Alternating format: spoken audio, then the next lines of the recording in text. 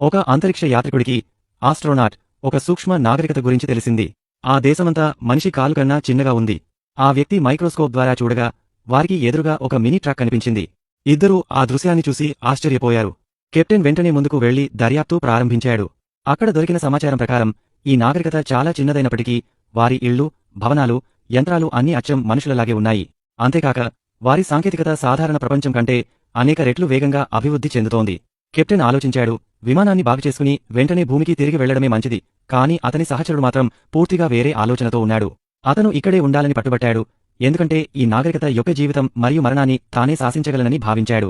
ఆ సూక్ష్మ ప్రపంచాన్ని క్రూరంగా నాశనం చేయడానికి ప్రయత్నించడం మొదలుపెట్టాడు. కెప్టెన్ అతన్ని ఆపడానికి తీవ్రంగా ప్రయత్నించాడు.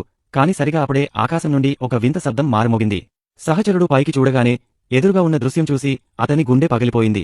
నిజానికి కొద్ది రోజుల క్రితమే కెప్టెన్కు సహచరుడికి ఒక ఆజ్ఞ అందింది. రాకెట్లో అంగారక గ్రహానికి వెళ్లి అక్కడి పరిస్థితిని పరిశీలించాలి. ఇద్దరూ విజయవంతంగా అంగారకుడిపై దిగారు. కానీ దిగిన వెంటనే రాకెట్ ఇంజిన్ పాడైపోయింది. భూమికి తిరిగి రావాలంటే దాన్ని బాగుచేయడం తప్పనిసరి. సమస్య ఏమిటంటే వారి వద్ద పరిమితంగానే ఆహారం ఉంది. ఒకరోజు కోపంలో సహచరుడు పొరపాటున వారి ఆహారాన్ని దూరంగా విసిరేశాడు. కెప్టెన్ అతన్ని మందలించి జాగ్రత్తగా ఉండమని చెప్పాడు.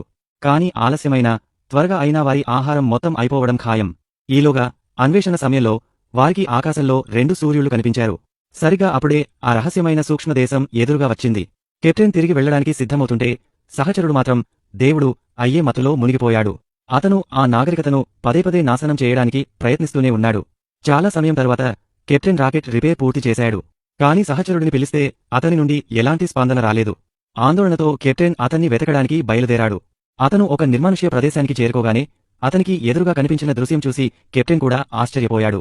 అది సహచరుడిని పోలిన ఒక భారీ రాతి విగ్రహం. సహచరుడు గొప్ప గర్వంతో కెప్టెన్తో ఇలా అన్నాడు, నేను ఈ అనుభూతి కోసమే ఇక్కడికి వచ్చాను.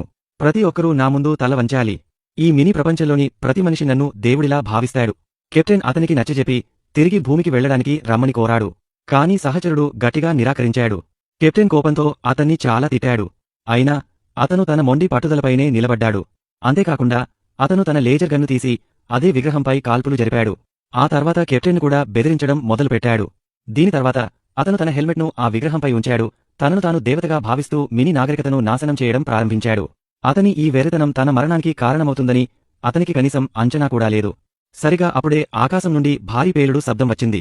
నిజానికి కెప్టెన్ అక్కడి నుండి రాకెట్ తీసుకుని వెళ్లిపోయాడు.